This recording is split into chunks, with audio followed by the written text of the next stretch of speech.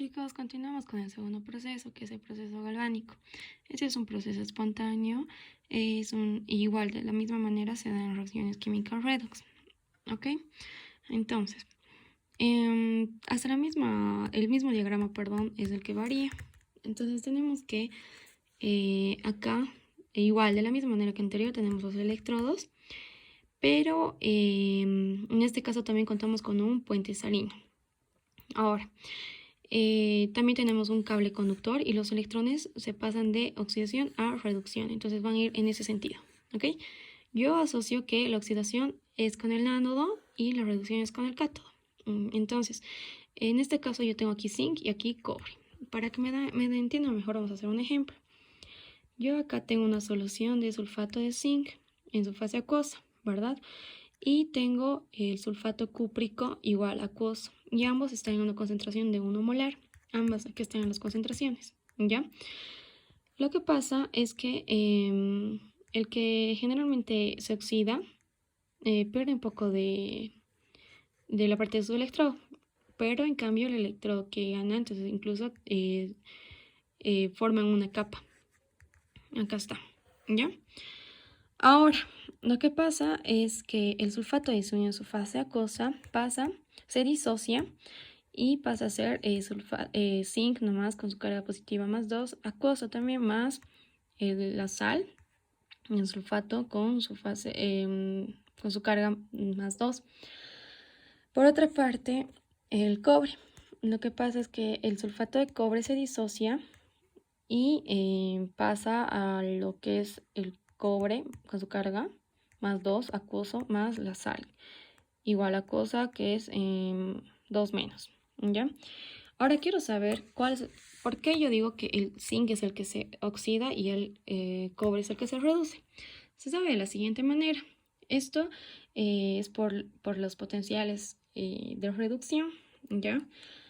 Ahora, lo que pasa es que el zinc acuoso, con su carga más 2 electrones, pasa a ser zinc más 0 en su fase sólida y su potencial estándar de reducción es menos 0,76 voltios. Ahora, ¿qué pasa con el cobre? Es el cobre con su carga más 2 en la fase acuosa más los 2 electrones, ¿verdad? Yo tengo el cobre en su fase sólida y su potencial de reducción es más 0,42 voltios, porque de 2 pasa a 0 y de 2 pasa a 0, entonces estaría reduciendo, ambos reducción.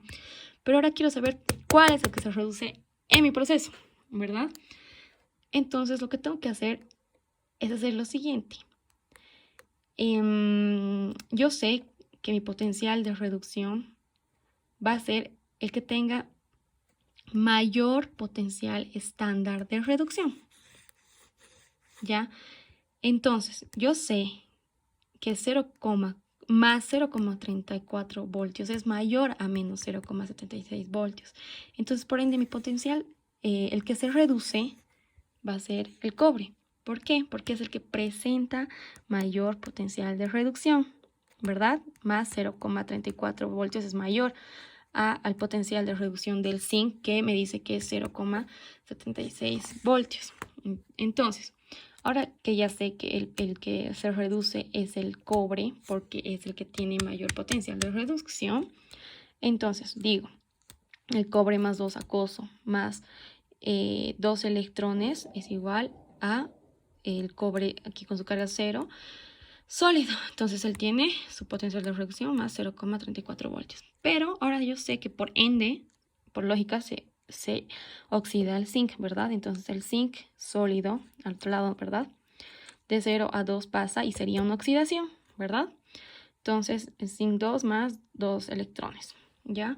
Entonces, para yo decir que el potencial de oxidación, porque ya sé que el del zinc es oxidación, ahora necesito el potencial de oxidación del zinc, lo único que tengo que hacer es cambiarle de signo a este, porque acá me da el potencial de reducción, que es menos 0,76 voltios. Y ahora, para que sea de oxidación, tengo que cambiarle de signo, nada más. Ahora el potencial de oxidación va a ser 0,76 voltios. ¿Ya? ¿Qué es lo que me pueden pedir en ejercicios? Por ejemplo, el potencial de toda la celda, de toda mi celda. Ya una vez ya sé cuál es el de oxidación y el de reducción. Entonces el potencial de celda va a ser la fuerza electromotriz. Ahora el potencial de celda va a ser igual a el potencial estándar de oxidación más el potencial estándar de reducción. Me da, ¿verdad? El que se oxida es el zinc y el que se reduce es el cobre. Entonces, yo tengo que el potencial de la celda es igual a 0,76 voltios más 0,34 voltios, ¿no es cierto? Este es el del zinc y este es el del cobre. Entonces yo tengo mi potencial de toda la celda, que es igual a 1,1 voltios, ¿verdad? Y me da en positivo. ¿Qué es lo que me dice este signo positivo? Me dice que es un proceso espontáneo. Y si no saldría negativo, sería un proceso no espontáneo, ¿ya? Ahora, la notación o diagrama de celdas. De esta manera también puedo deducir cuál es el que se oxida y cuál es el que se reduce. Yo tengo estas dos líneas, que es las líneas que representan al puente salino. Mi puente salino, ¿ya? Por un lado tengo el que se oxida y por otro el que se reduce. Entonces yo digo que el de oxidación es el zinc, ¿verdad? En su fase sólida. Entonces, zinc más 2. Ahora zinc en su fase sólida, esta es la línea de separación de fase, pasa a zinc más 2 acuoso, de 0 a 2, ¿verdad? Entonces oxida. Y se reduce el cobre, ¿verdad? De 2, que tiene en su fase acuosa más los 2 electrones.